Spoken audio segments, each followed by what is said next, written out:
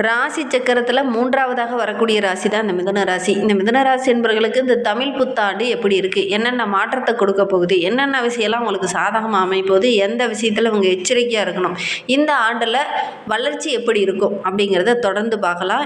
இந்த தமிழ் புத்தாண்டு நம்மளுடைய மிதுன ராசி என்பவர்களுக்கு நல்ல ஒரு யோகமான ஆண்டாக அமைந்திருக்கு அப்படின்னே சொல்லலாம். எந்த வகையில் யோகம், எந்த வகையில் இவங்களுக்கு பாதகம் இருக்குது அப்படிங்கிறத தொடர்ந்து பார்க்கலாம்.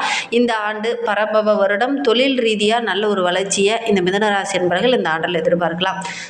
பல வருடங்களாக ரொம்ப கடுமையாக உழைச்சா ஆனால் அந்த உழைப்புக்கேற்ற ஆதாயம் கிடைக்கல அப்படின்னு கவலைப்பட்டுட்டு இருந்தவங்களுக்கு இந்த ஆண்டில் உங்களுடைய உழைப்புக்கேற்ற வருமானம் கிடைக்கும்.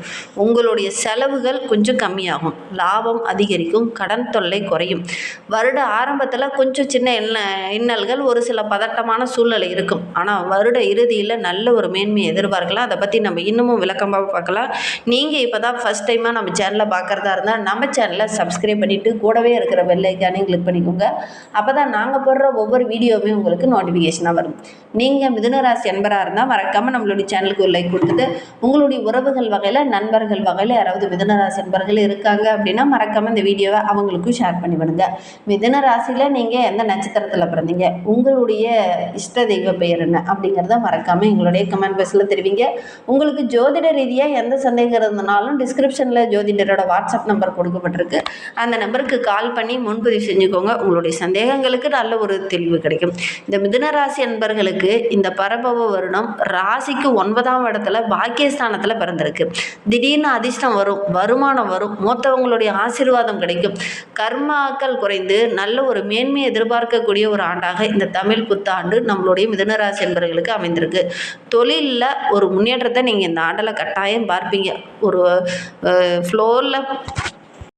ஃப்ளோரில் போயிட்டுருக்கேன், வந்தால் வளர்ச்சி, இல்லைனா அப்புறம் பார்த்துக்கலாம் அப்படிங்கிற ஒரு மனநிலையில் போயிட்டு இருந்த நம்மளுடைய மிதுனராசி என்பவர்களுக்கு இந்த ஆண்டு அப்படிங்கிறது நல்ல ஒரு வளர்ச்சி உள்ள ஒரு ஆண்டாக அமைந்திருக்கு. புதிய வாய்ப்புகள் உங்களை தேடி வரும். நினைத்ததை இந்த ஆண்டில் அடைவீங்க. உங்களுடைய நீண்ட நாள் ஆசை, லட்சியம் இதெல்லாம் இந்த ஆண்டில் நிறைவேறும்.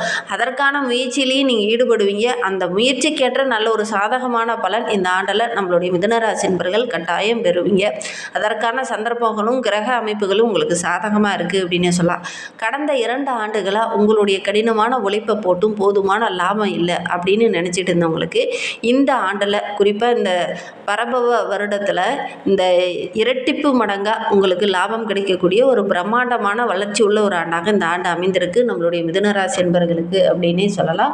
அந்த அளவுக்கு ஒரு சிறப்பான பலன்கள் இந்த ஆண்டில் நீங்கள் எதிர்பார்க்கலாம் அப்படின்னே சொல்லலாம்.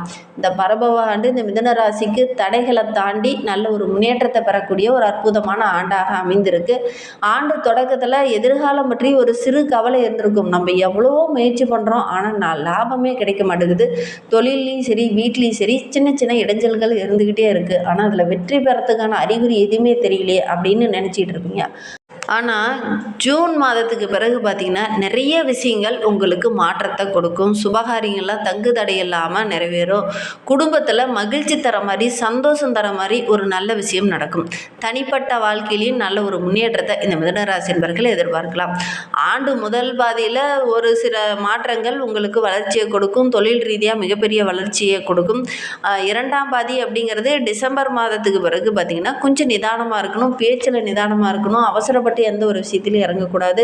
மற்றவங்க கிட்ட பேசும்போதும் பழகும்போதும் கொஞ்சம் எச்சரிக்கையாக இருக்கணும். கொடுக்கல் வாங்கல் விஷயத்தில் கொஞ்சம் எச்சரிக்கையாக இருக்கணும். இந்த தமிழ் புத்தாண்டுக்கு ஒரு 6 மாதம் பார்த்திங்கன்னா ஒரு மகிழ்ச்சிகரமாகவும் நல்ல ஒரு முன்னேற்றத்தையும் எதிர்பார்க்கலாம். அதற்கப்புறம் டிசம்பர் மாதத்துக்கு அப்புறம் பார்த்திங்கன்னா கொஞ்சம் நிதானமாக தான் இருக்கணும். அவசரப்பட்டு மற்றவங்ககிட்ட வாக்குறுதி கொடுக்கறது, கொடுக்கல் வாங்கல் விஷயத்தில் ஹெல்ப் பண்ணுறது, இந்த மாதிரி விஷயங்களில் கொஞ்சம் கவனமாக இருக்கணும். பொருளாதார ரீதியாக பார்த்திங்கன்னா இந்த 2026 தமிழ் புத்தாண்டு உங்களுக்கு மிகப்பெரிய வளர்ச்சி கொடுக்கக்கூடிய ஒரு ஆண்டாக இந்த ஆண்டு அமைந்திருக்கு. நிதி நிலைமை அப்படிங்கிறது கடந்த ஆண்டை ஒப்பிடும்போது இந்த ஆண்டு ரொம்ப சிறப்பாக இருக்கும் அப்படின்னே சொல்லலாம். உங்களுடைய சேமிப்பும் உயரக்கூடிய ஒரு அமைப்பு இருக்குது. புதுசாக ஒரு தொழிலில் கூட முதலீடு போடுவீங்க, அதன் மூலிமா நிறைய லாபம் கிடைக்கக்கூடிய யோகம் இருக்குது. ஒரு சிலர்லாம் நகையில் இன்வெஸ்ட் பண்ணுவீங்க, வருமானம் ரொம்ப சிறப்பாக இருக்குது. வீட்டுக்கு தேவையான ஆடம்பர பொருளெல்லாம் வாங்கி மகிழக்கூடிய ஒரு அற்புதமான ஆண்டாக தான் இந்த தமிழ் புத்தாண்டு உங்களுக்கு அமைந்திருக்கு அப்படின்னே சொல்லலாம். தந்தை வழி சொத்துக்களால் ஒரு சில பிரச்சனைகளையும் இன்னல்களையும் சந்திச்சுட்டு இருந்த நம்மளுடைய மிதுனராசி என்பவர்களுக்கு வருகிற வருகின்ற நாட்களில் அவங்களுடைய சொத்துலாம் உங்களுடைய கைக்கு வரும். புதிய வீடு, வண்டி, வாகனம், மனை இதெல்லாம் வாங்கக்கூடிய யோகம் இருக்குது. ஒரு சிலர்லாம் ரொம்ப நாளாக இதெல்லாம் வாங்கணும் அப்படிங்கிறது உங்களுடைய இலக்காக இருந்திருக்கும். அந்த இலக்கை அடையக்கூடிய ஒரு கிரக அமைப்பு தான் நம்மளுடைய மிதுனராசி என்பவர்களுக்கு இந்த காலகட்டத்தில் இருக்குது அப்படின்னு சொல்லலாம். நீண்ட நாட்களாக இழுபறியாக இருந்த அந்த பூர்வீக சொத்து சம்பந்தமான பிரச்சனை இந்த காலகட்டத்தில் ஒரு முடிவுக்கு வரும்.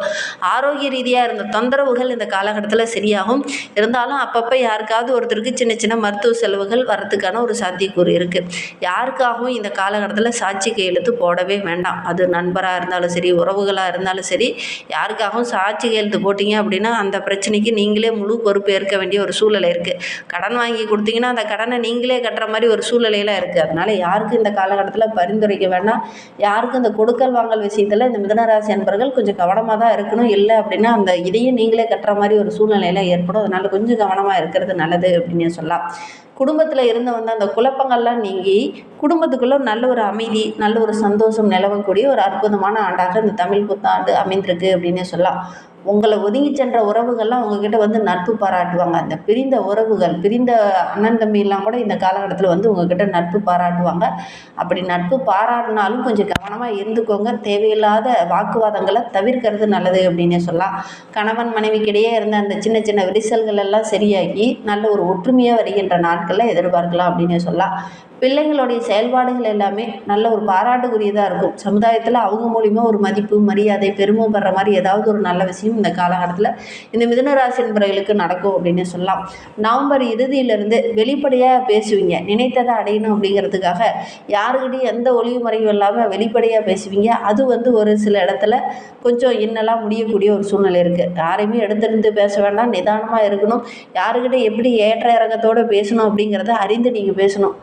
நவம்பருக்கு அப்புறம் கொஞ்சம் பேச்சில் நிதானமாக இருக்கிறது நல்லது. இல்லை அப்படின்னா தேவையில்லாத மனஸ்தாபங்கள் ஏற்படக்கூடிய ஒரு சூழ்நிலை இருக்குது. அதனால் தேவையில்லாத அந்த மனஸ்தாபத்தை நீங்கள் சம்பாதிக்க வேண்டாம் அப்படின்னு நினச்சிங்கன்னா பேசும்போது கொஞ்சம் நிதானத்தை கடைபிடிங்க. அவசரப்பட்டு யாருக்கிட்டையும் தடிமனான வார்த்தைகளை கொஞ்சம் பயன்படுத்த வேண்டாம் அப்படின்னே சொல்லலாம். உத்தியோகத்தில் இருக்கிறவங்களுக்கு நல்ல ஒரு மேன்மை எதிர்பாராமல் ஒரு சிலருக்கு பதவி உயர்வு கிடைக்கும், ஒரு சிலருக்கு சம்பள உயர்வு கிடைக்கும். வேலை இல்லாமல் இருக்கிறவங்களுக்கு நல்ல ஒரு வேலை கிடைக்கும். அதே மாதிரி எந்த ஒரு விஷயத்துலையுமே கொஞ்சம் அவசர முடிவு வேண்டாம், கொஞ்சம் நிதானத்தை கடைபிடிக்கிறது நல்லது அப்படின்னே சொல்லலாம். சுய தொழில் செஞ்சுட்டு இருக்கிறவங்களுக்கு இந்த காலகட்டம் அப்படிங்கிறது ரொம்ப சிறப்பாக இருக்குது. அதுவும் ஹோட்டலு, இரும்பு சார்ந்த தொழிலில் இருக்கிறவங்க, பங்கு சந்தை சார்ந்த தொழிலில் இருக்கிறவங்களுக்கெல்லாம் நல்ல லாபம் கிடைக்கக்கூடிய ஒரு அற்புதமான ஆண்டாக இந்த தமிழ் புத்தாண்டு நம்மளுடைய மிதுனராசி என்பவர்களுக்கு அமைந்திருக்கு அப்படின்னே சொல்லலாம். புதுசாக முதலீடு போடுறவங்க இந்த காலகட்டத்தில் முதலீடு போட்டு தொழில் தொடங்குனீங்க அப்படின்னா நல்ல லாபத்தை எதிர்பார்க்கலாம் அப்படின்னே சொல்லலாம். பெருசாக ஆரம்பிக்கிறத விட கூட்டாக சேர்ந்து ஆரம்பிக்கிறது இந்த காலகட்டத்தில் உங்களுக்கு நல்லது அப்படின்னே சொல்லலாம். அது தொழிலாக இருந்தாலும் சரி, உங்களுடைய உழைப்பாக இருந்தாலும் சரி, இந்த காலகட்டத்தில் கூட்டாக சேர்ந்து ஒரு முயற்சியில் ஈடுபட்டீங்க அப்படின்னா அந்த முயற்சிக்கேற்ற நல்ல ஒரு ஆதாயம் இந்த காலகட்டத்தில் கிடைக்கும். எந்த ஒரு விஷயத்துலையுமே அவசரம் காட்ட வேண்டாம். நவம்பருக்கு அப்புறம் பேச்சில் நிதானம் இருக்கட்டும், எடுக்கிற காரியங்களில் கொஞ்சம் கவனம் இருக்கட்டும்.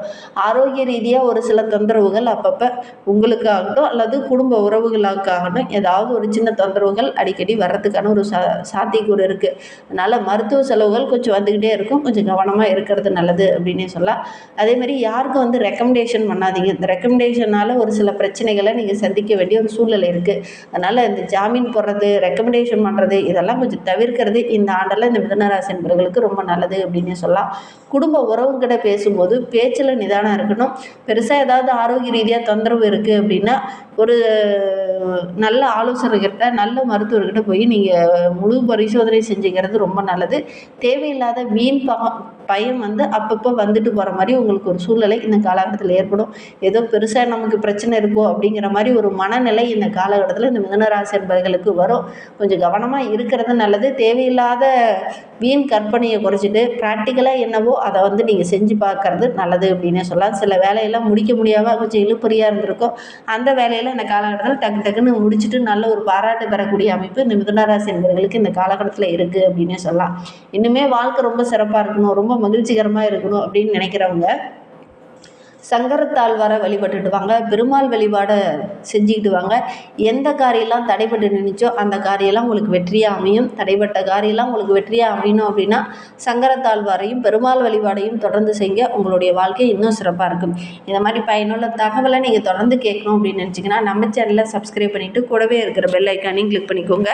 அப்போ தான் நாங்கள் போடுற ஒவ்வொரு வீடியோவுமே உங்களுக்கு நோட்டிஃபிகேஷனாக வரும். நீங்கள் மிதுனராசி அன்பராக இருந்தால் மறக்காமல் நம்மளுடைய சேனலுக்கு ஒரு லைக் கொடுத்துட்டு உங்களுடைய உறவுகள் வகையில் நண்பர்கள் வகையில் யாராவது மிதுனராசி என்பர்கள் இருக்காங்க அப்படின்னா மறக்காமல் இந்த வீடியோவை அவங்களுக்கும் ஷேர் பண்ணிவிடுங்க. மிதுன ராசியில் நீங்கள் எந்த நட்சத்திரத்தில் பிறந்தீங்க, உங்களுடைய இஷ்ட தெய்வ பெயர் என்ன, உங்களுடைய குல தெய்வ பெயர் என்ன அப்படிங்கிறத மறக்காமல் எங்களுடைய கமெண்ட் பாக்ஸில் தெரிவிங்க. உங்களுக்கு ஜோதிட ரீதியாக எந்த சந்தேகம் இருந்ததுனாலும் டிஸ்கிரிப்ஷனில் ஜோதிடரோட வாட்ஸ்அப் நம்பர் கொடுக்கப்பட்டிருக்கு.